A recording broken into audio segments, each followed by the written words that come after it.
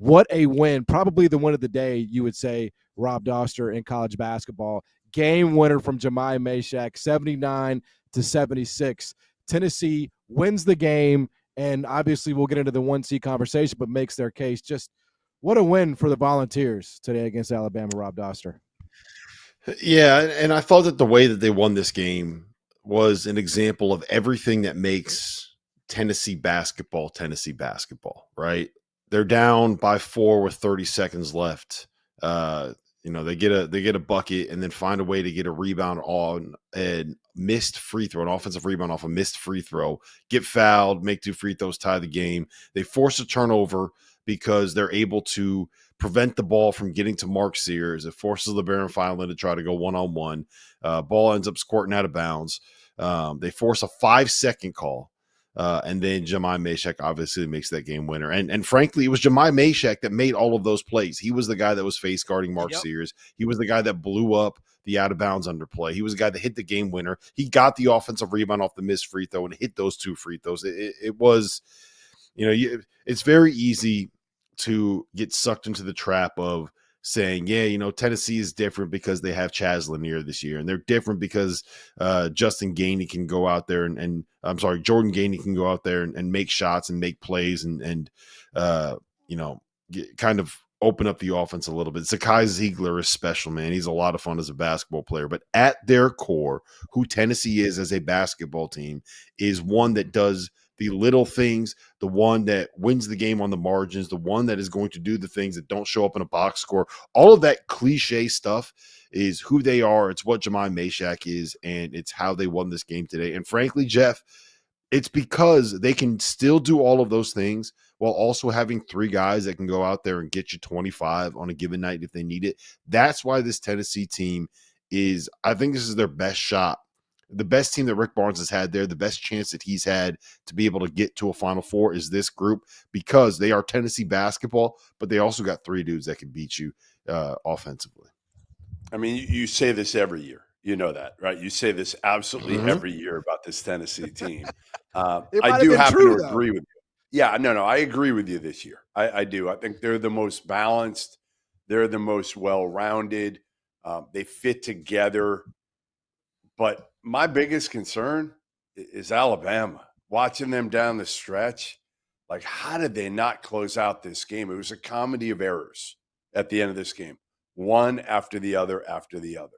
And, you wonder if Nato still hasn't figured out who his best 5 is on the court. He was trying to substitute, obviously, and go, at the end, he went big on that final possession.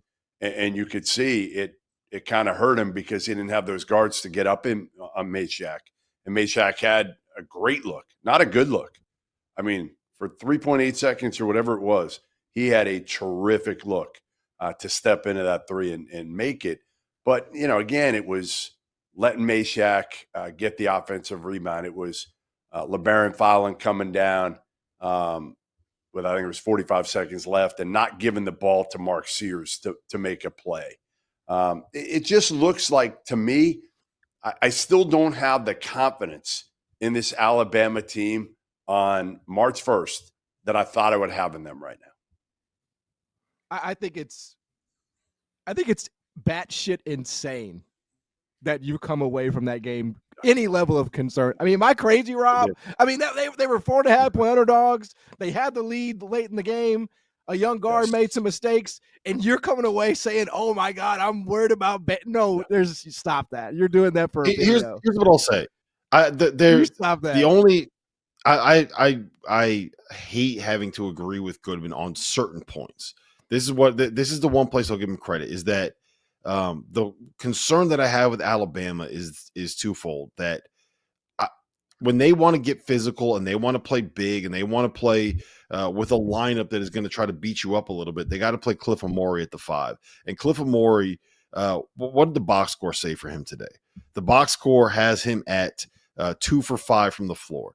That is that's a gift from the scorekeeper at Tennessee, because he missed so many shots around the basket that I don't even think that they figured that those were shots, right? Like, he is completely ineffective offensively if he's not dunking a basketball.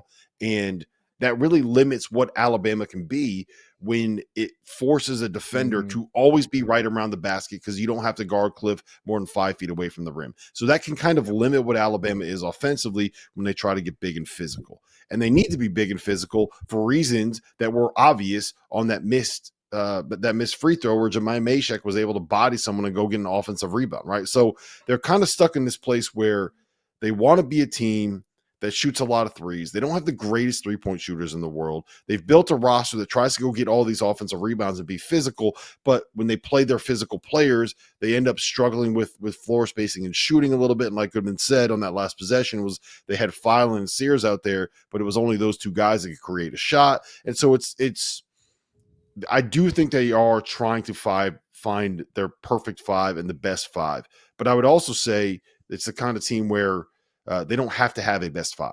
They could be a best 5 for that specific matchup. So I think he was making some decent points there. I'm going to give him like a half a point of credit, but I'm not worried about Alabama at all.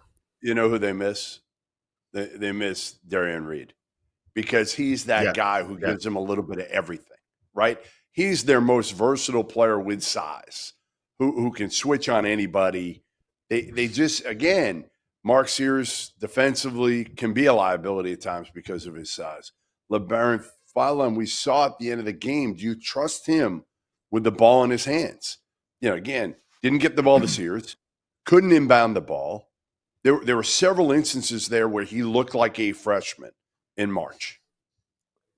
But I hear what you're saying, but also you got to remember, like, it was Tennessee that made those plays, right? Yeah. Jami Meshack went and got that offensive rebound. Jami Meshack was the guy that did not let Mark Sears get the ball. Like, you'll hear in this interview, he's the best defensive player in college basketball. I don't know if he can win Defensive Player of the Year because he averages, 23 minutes? And there's other guys that play 35 minutes that are just as impactful as he is. So we'll see if he can win it, but I don't know if there's a better defensive player. And he said, I'm not going to let Mark Sears get this. And when he decides he's not going to let Mark Sears get it, he's not going to get it. And then on that out of bounds play, like every single thing that Tennessee tried to do, if you go watch that 5-second call, right? Chaz Lanier doesn't get screened on the back screen that Chris Youngblood goes to try to set, right? Then they have this like weird action where Youngblood kind of curls around. They set a double stagger for Mark Sears and trying to get him going to his left hand in the corner. And Jami Meshack sniffs it out, blows that play up, switches out on him, which opens up the slip. And as soon as the slip's there, you can watch and see Jordan Gainey and Akpara are both right there on the slip so that option is in there. The only option they have is to throw it into Chris Youngblood, but because Tennessee was so big and physical defensively, they ended up getting the 5-second call, which was a 6-second call if you go back and actually count it out. So I hear what you're saying, Jeff, but I think the credit has to go to Tennessee. And also, shout out to those referees, man, because we could have had one of the greatest what-if moments in college basketball history. Rick Barnes, Kai Ziegler, they were trying to call timeout on that last play. If you go back and watch him, Barnes is so pissed that he doesn't get the timeout. You're saying they didn't want Meshack with the ball in his hands? Is that what you're trying to say? No, they didn't. No, they did not. Go watch Rick Barnes. He's sitting there trying to call timeout. And when the ball goes in the air, you could see him all in a huff. And then the ball goes in and he's just kind of like, all right, I'll take it. I'll say this. I feel like in some ways, Jeff, we were not watching the same game. I thought for the majority of this night, Alabama was the better team. They were, and they didn't close it out. That's my issue with them. You're right, and the reason why they didn't close it out is because of the guy that we're about to talk to.